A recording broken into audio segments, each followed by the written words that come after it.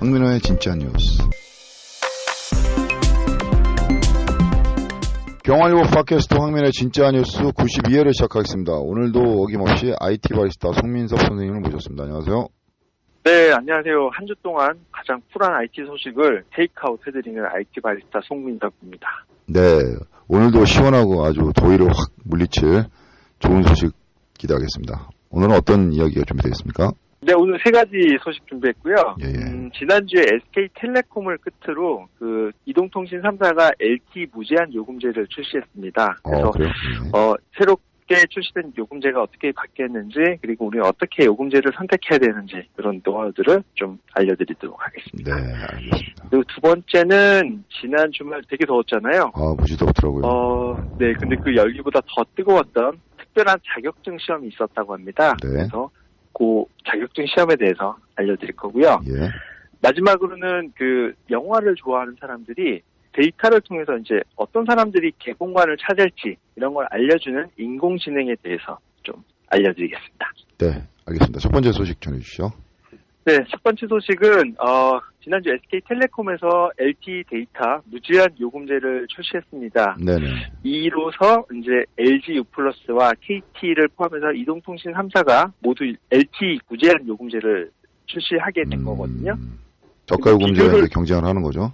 네. 네. 그래서 무제한 요금제를 기준으로 보면 3사 비용이 조금씩 차이가 있어요. 예. SK텔레콤의 경우는 이제 무제한으로 쓸 때 10만 원이고요. 네. KT는 89,000원, LG U+는 88,000원부터 데이터 제한 없이 무제한으로 쓸 수 있도록 지원을 하고 있습니다. 생각보다 비싸네요. 10만 원 돈이네요. 비싸죠. SK텔레콤의 경우 이제 무제한 요금제 아래로 150기가까지 쓸 수 있는 요금제, 그리고 100기가까지 요금제를 쓸 수 있고요. 그 아래가 4기가 요금제입니다. 네. 간격이 좀 크죠. 간격이 100기가 너무 아래가 크네요. 4기가. 네. KT에서도 이제 무제한 요금제 아래로 100기가 요금제가 있고요. 네. 그 아래로 3기가 요금제입니다.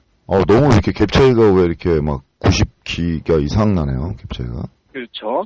이게 재미있는 게, 2018년 1분기 말에 네. 과학기술정보통신부의 발표를 보면은요, 우리나라 사람들이 스마트폰을 가입할 때 한 달 평균 6.9기가 정도로 쓴다고 합니다. 네네. 이게 이제 1분기 기준이었거든요. 예.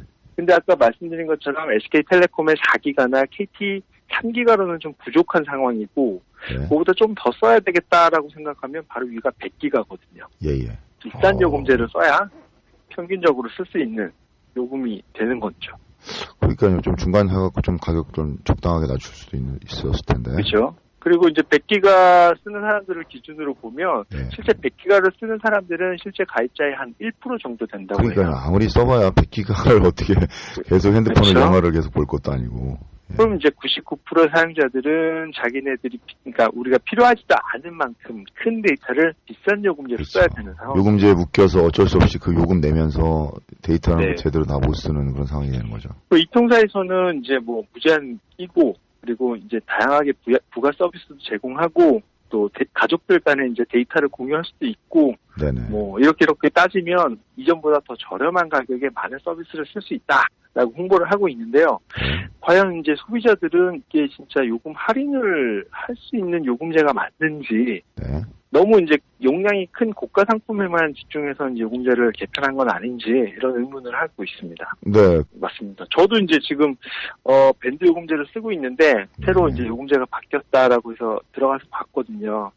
근데 그냥 현재 요금제를 유지하기로 일단은 마음을 먹었습니다.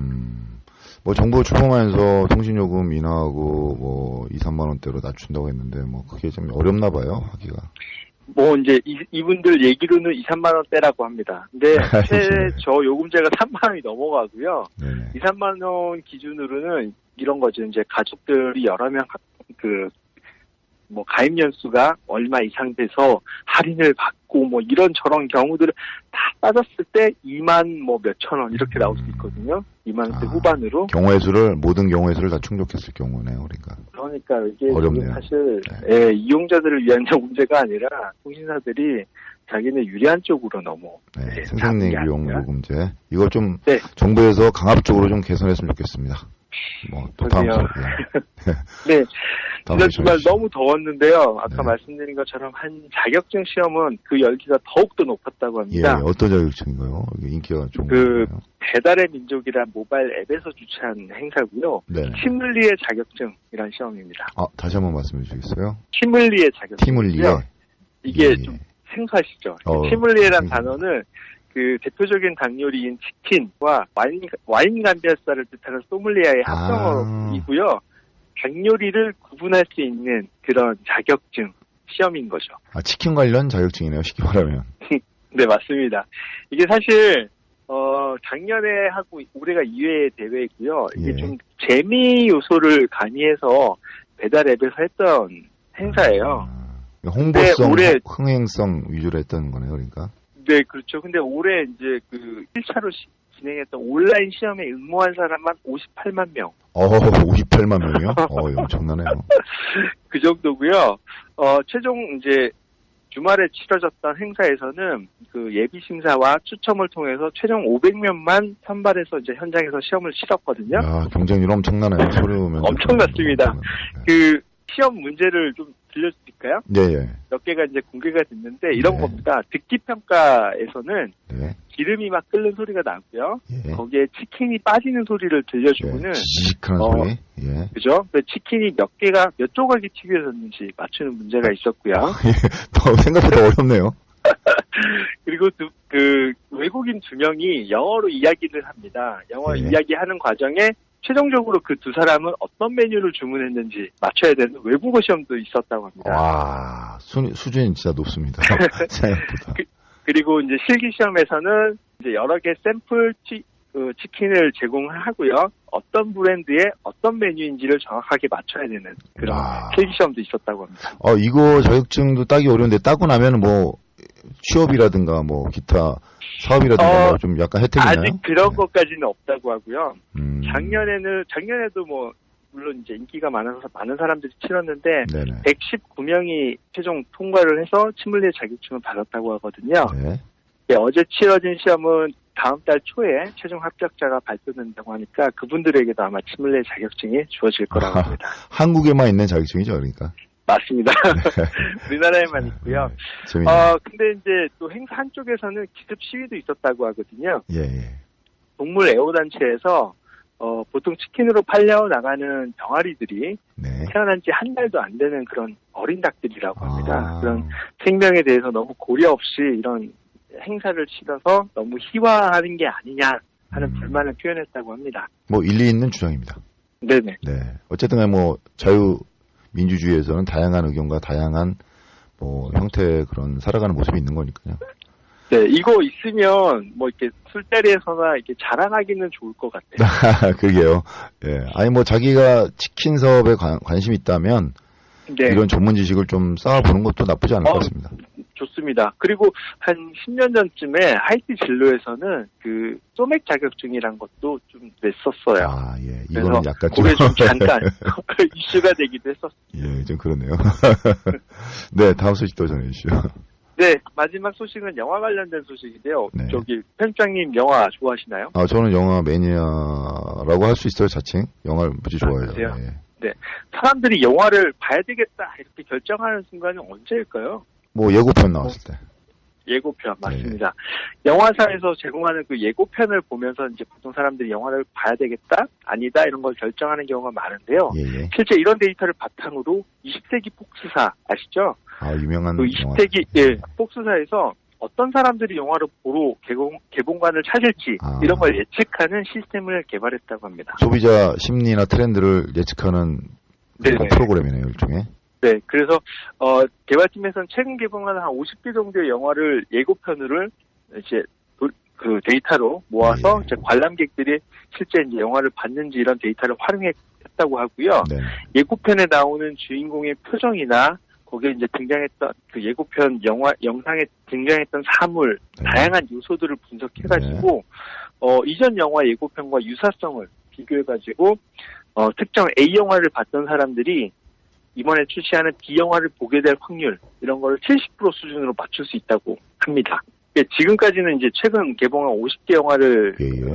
샘플로 한 상당히 거고요. 높은 확률인데요, 그러면. 그렇죠. 실패하면. 그래서 지금까지 만들어졌던 모든 영화의 데이터가 이제 학습이 된다면 그 정확도는 더욱더 높아질 수 있겠죠. 이 정도가 이제 뭐 영화뿐만 아니라 다른 산업계에도 활용도가 높겠어요. 이렇게 개발. 네네네. 실제 이제 이런 게 더 발전하게 된다면 예고편을 이제 시청하는 사용자들에게 새로 개봉하게 될 광고의 영화의 광고를 집중적으로 마케팅을 할 수 있게 되겠죠. 그러니까요. 볼 사람들한테만 딱 집중해서 이제 광고를 하고, 이 사람 안 볼 것 같아 라고 하는 사람들은 일단 제외를 하고, 그래서 뭐 광고 마케팅이나 이런 부분에서 예산도 집중해서 좀 투자를 할 수 있을 거고요. 그렇죠. 더 나아가서는 이제 영화 제작하는 단계에서 사용자들이 좋아하는 장면들, 이런 것들을 인공지능으로 뽑아서 아주 흥행을 위한 영화를 제작하는 그런 가능성도 있지 않을까? 이렇게 생각을 해봤습니다. 뭐 영화라는 게 이제 뭐 오락성도와 흥행성, 뭐 재미 이런 게 있지만 사실 작품성도 중요한 거거든요. 재미없더라도 작품으로서의 가치가 있는 거니까. 맞습니다. 골고루 편식하지 말고 좀 봐줬으면 하는 바람입니다. 네. 네, 오늘 준비된 소식은 여기까지죠? 네, 맞습니다. 네. 여기까지. 예, 오늘도 유익하고 아주 시원한 소식이었습니다.